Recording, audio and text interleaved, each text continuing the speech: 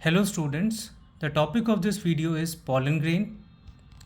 Pollen grain को mail gametophyte भी कहा जाता है क्योंकि pollen grains जो हैं आपके मेल गैमीट्स को कंटेन करते हैं. मेल गैमीटोफाइट उस बॉडी को कहते हैं जो कि गैमीट्स को कंटेन करती हैं. तो pollen grains में आपके दो मेल गैमीट्स होते हैं.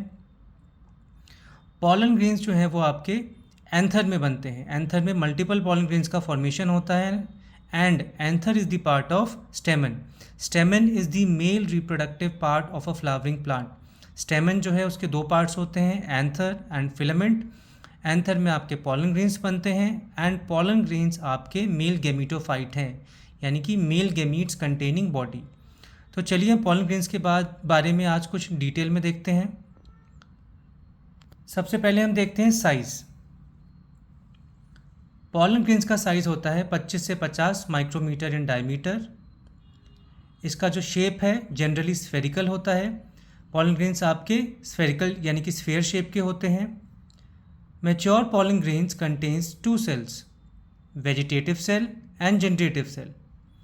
वेजिटेटिव सेल जो है आपका ये बड़ा होता है, it is bigger and has abundant food reserve.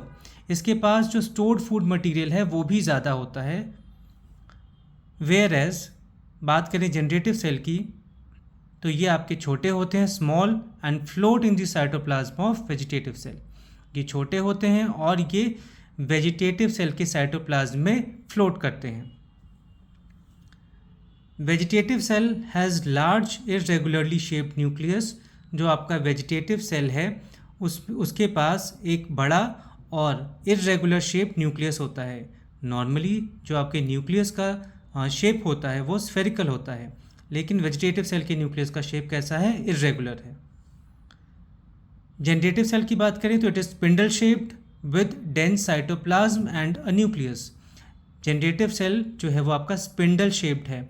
Spindle shaped body वो होती हैं जिनके जो एंड्स हैं वो पॉइंटेड होते हैं, जैसे कि फॉर एग्जांपल हमारी आइज़ वो स्पिंडल शेप है, या फिर मछली fish. So generative cell is spindle shaped. इसका साइटोप्लाज्म डेंस होता है और इसके पास एक न्यूक्लियस होता है. इसका न्यूक्लियस छोटा होता है as compare to the nucleus of vegetative cell.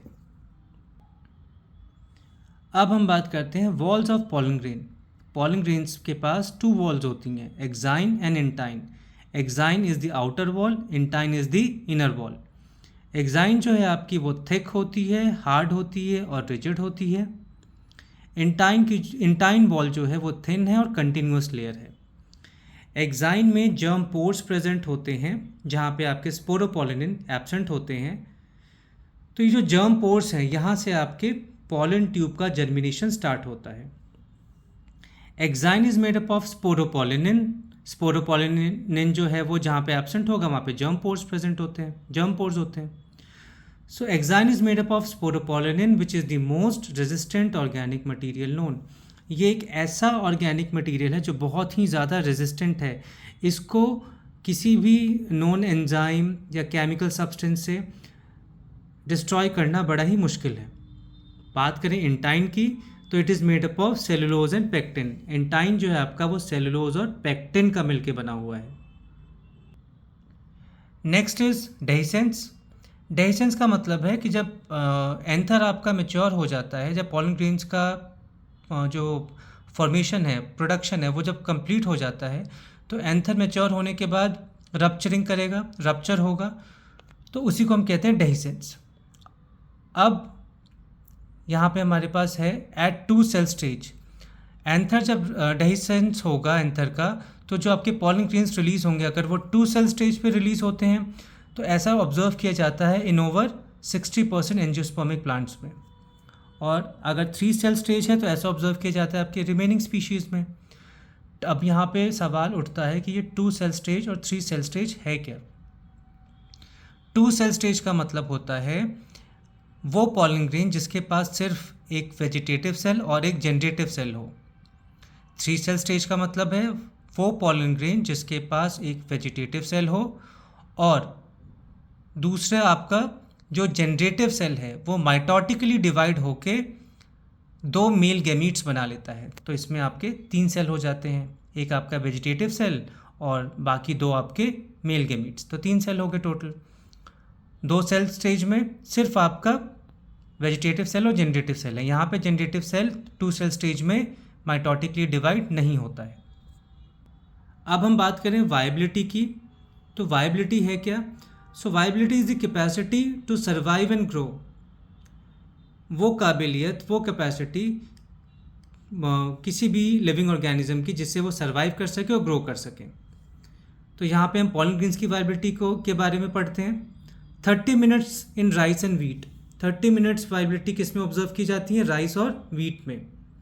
अगर 30 मिनट से ज़्यादा टाइम एक्सीड हो गया तो पॉलन ग्रेन्स अगर स्टिग्मा पे डिपॉजिट भी होगा by the process of self और क्रॉस पॉलिनेशन तो भी वो जर्मिनेट नहीं होगा। For months in some members of Rosaceae, Leguminosae and Solanaceae, ये जो आपकी 3 फैमिलीज़ हैं, इनके अंदर वायबिलिटी जो है प्लांट्स की, पॉलन ग्रेन्स की, वो सेवरल मंथ्स तक ऑब्जर्व की जाती हैं कि अगर पॉलन ग्रेन रिलीज़ हुआ है और वो कुछ महीने बाद जाके किसी स्टिग्मा पे, सेम स्पीशीज़ के स्टिग्मा पे जाके डिपॉजिट होता है तो भी वो पॉलन ट्यूब का जर्मिनेशन उसके अंदर होगा। Next is storage. Pollen grains को स्टोर कैसे किया जा सकता है? पॉलन ग्रेन्स को फॉर मेनी ईयर्स स्टोर किया जा सकता है at -196 degree Celsius in liquid nitrogen. ये जो -196 डिग्री सेल्सियस टेम्परेचर है, इसको कहा जाता है क्रायो प्रिजर्वेशन। जब हम लिक्विड नाइट्रोजन में, वो भी -196 डिग्री सेल्सियस पे कुछ भी स्टोर करते हैं, कुछ कोई भी बायोलॉजिकल सब्सटेंस को स्टोर करते हैं, तो उसके अंदर की जो एक्टिविटीज़ हैं वो सस्पेंड हो जाती हैं, टेम्परेरीली सस्पेंड हो जाती हैं।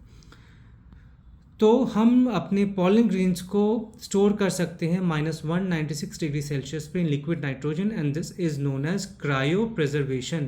क्रायो प्रिजर्वेशन इस टेक्निक को कहा जाता है। Next is pollen grains can be used as pollen banks in crop breeding programmes.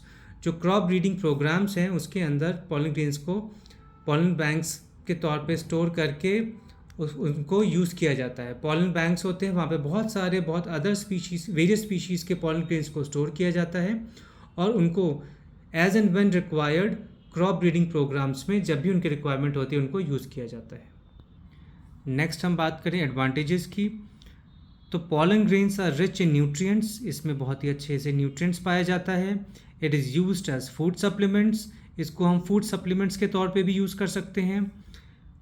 Pollen grains increase the performance of athletes and race horses.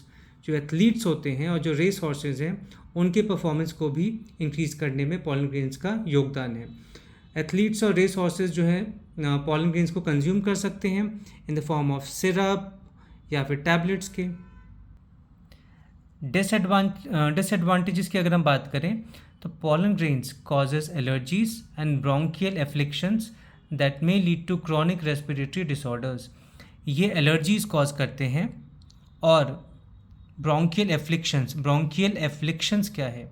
ये एक कंडीशन है that cause inflammation of the bronchi. जो हमारे bronchial tubes हैं उसके अंदर inflammation यानी कि सूजन, जलन सूजन क्रिएट कर देता है ब्रोंकियल एफ्लिक्शन होने की वजह से। तो अगर कोई सेंसिटिव पर्सन है और वो पॉलन ग्रेन्स के संपर्क में आता है तो उसको एलर्जीज हो सकती हैं। अब सिम्टम्स क्या देखने को मिल सकते हैं हमें? जैसे कि तेज़ छींकें आने लग जाएंगी, सांस लेने में दिक्कत होगी, कफिंग होगा। नेक्स्ट इज पार्थेनियम और carrot grass came into India as a contaminant with imported wheat causes pollen allergy. Parthenium को कॉमनली कैरेट ग्रास कहा जाता है जो कि इंडिया में आया था। कैसे आया इंडिया में?